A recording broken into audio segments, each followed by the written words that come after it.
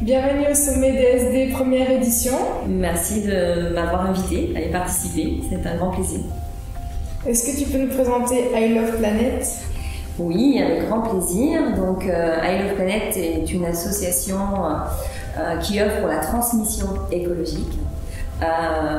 L'objectif de I Love Planet, c'est de pouvoir éveiller les consciences, d'accompagner les gens dans leur changement de consommation, d'attitude. Parce qu'aujourd'hui, beaucoup de gens entendent beaucoup de choses, ont du mal à faire un petit peu la distinction entre ce qui est vrai, ce qui n'est pas vrai, ce qui est urgent, ce qui n'est pas urgent. Et des fois, on a des messages un petit peu alarmistes, anxiogènes.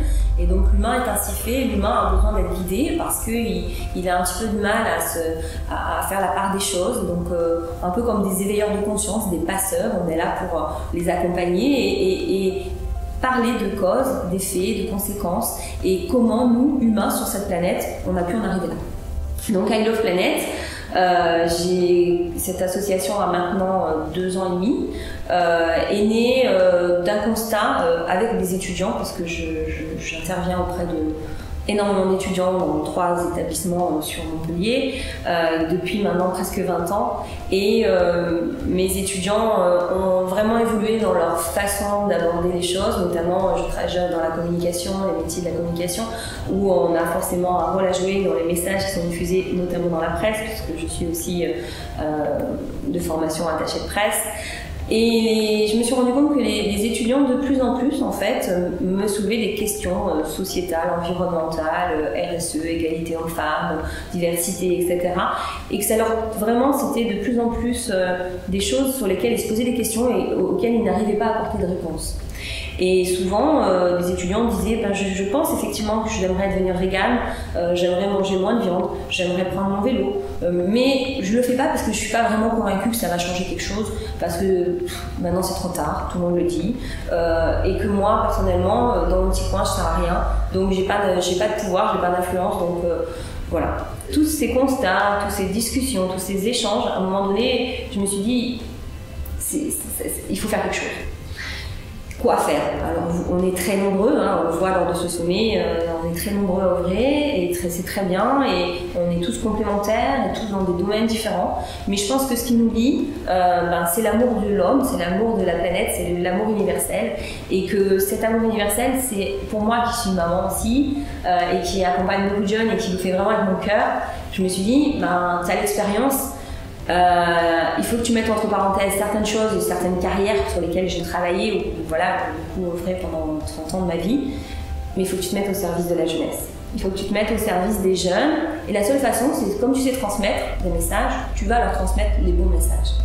Alors c'est quoi les bons messages sans prétention? C'est simplement prendre par exemple un rapport du GIEC et je suis aussi sur, je me forme à la fresque du climat sur les objectifs du développement durable et donc leur expliquer comment l'activité humaine a pu détériorer la planète, à réchauffer les gaz à effet de serre, les puits de carbone, etc.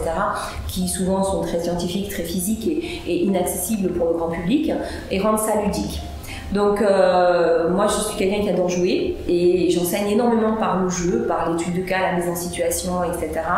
Je me suis dit, il va falloir créer en fait des événements où tu vas rendre acteur ces gens le temps d'une discussion ou d'une matinée ou d'une journée pour qu'après ils deviennent acteurs de notre société.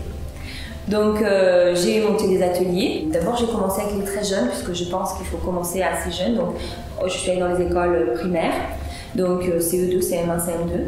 Et puis on a commencé avec des partenaires qui font des jeux éducatifs à les faire jouer en disant tu es sur une plage, tu vas passer une super journée, tu vas manger une compote qui a du plastique et tu vas la mettre par terre dans le sable.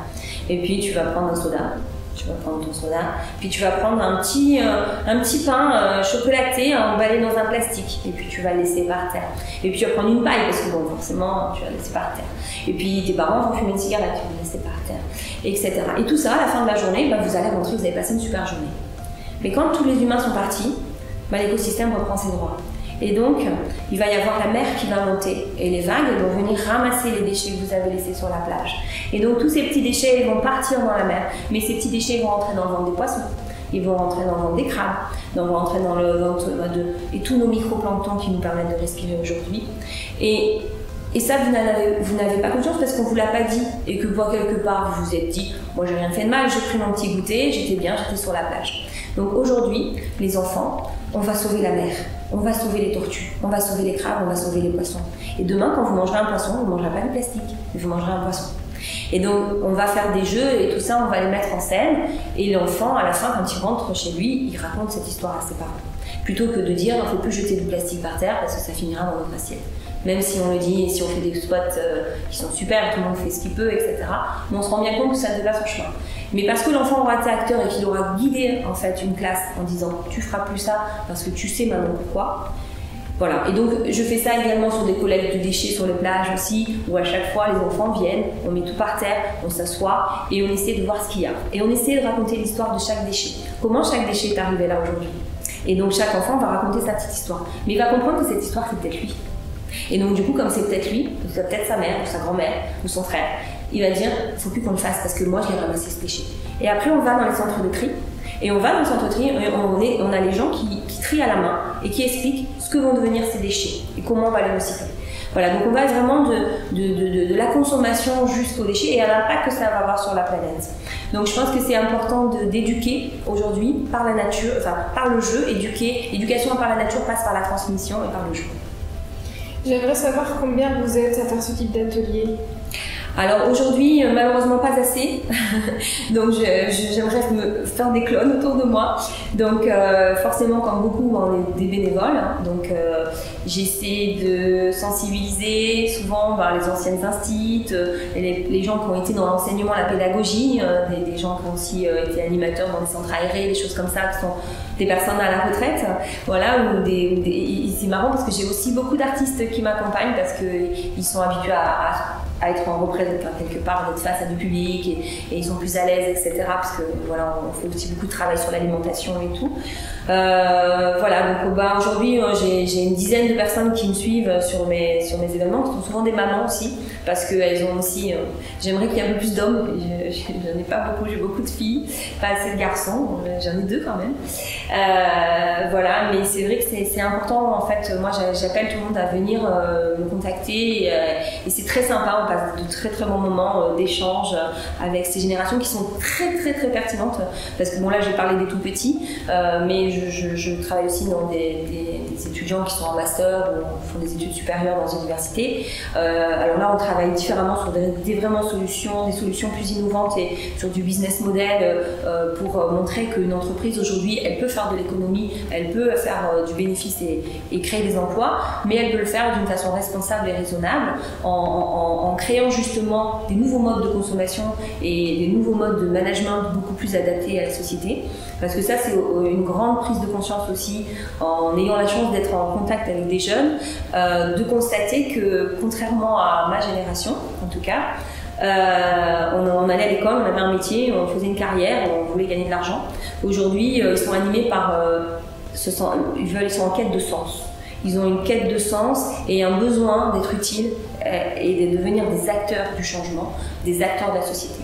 Et ça, encore une fois, c'est les rassurer parce qu'il y a beaucoup d'inconnus et essayer de lever des freins parce que souvent on leur dit tu es utopiste, hein, moi on le dit tout le temps, donc je prends ça comme un compliment, mais je dis aux étudiants, quand on te dit que tu es utopiste, dis-toi que c'est un compliment également. On a dit à Pierre Rabhi qu'il était utopiste, et Pierre Rabhi, aujourd'hui, tout le monde se dit qu'il n'avait pas tort, et que le petit colibri était utopiste, et le petit colibri qui a essayé d'apporter sa part en venant éteindre un incendie de forêt avec ses petites gouttes et son petit bec, et ben, on peut nous aussi le faire, et plus nous serons nombreux sur Terre à le faire, plus les grands, qui se considèrent des grands, apprendront des petits.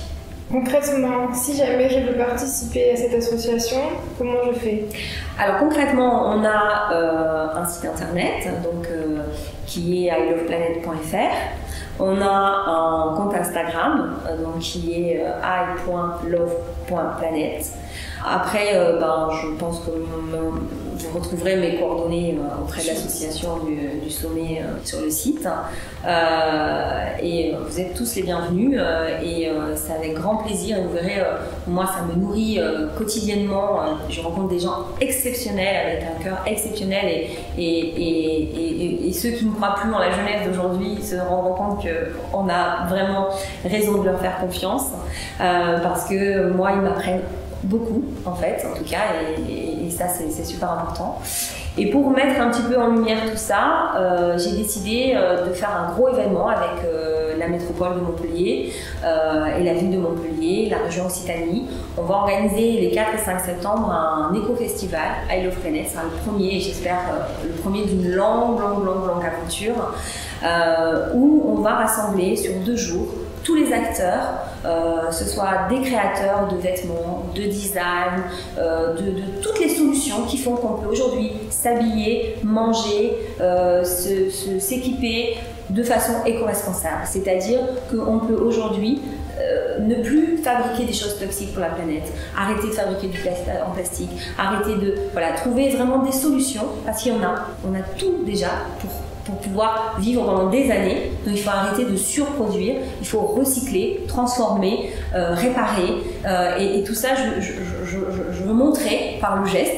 Il y aura une charte quand vous rentrerez dans ce festival, vous devrez ressortir en signant, en cochant que vous allez changer une chose dans votre attitude ou dans votre comportement, une seule chose qui sera une chose simple et vous aurez des animateurs qui seront là pour vous montrer des petites choses, des petits gestes tout simples qui vous feront faire des économies parce qu'en fait aujourd'hui vous consommez, surconsommez, donc vous n'avez pas les moyens parce que vous voulez des choses qui coûtent très cher alors que vous pouvez avoir 10 fois plus de choses avec le même budget. Et donc on vous expliquera comment faire des économies, faire du bien à la planète et participer en fait à avoir un avenir meilleur pour vos enfants et les futures générations. Merci Véronique. Avec grand plaisir.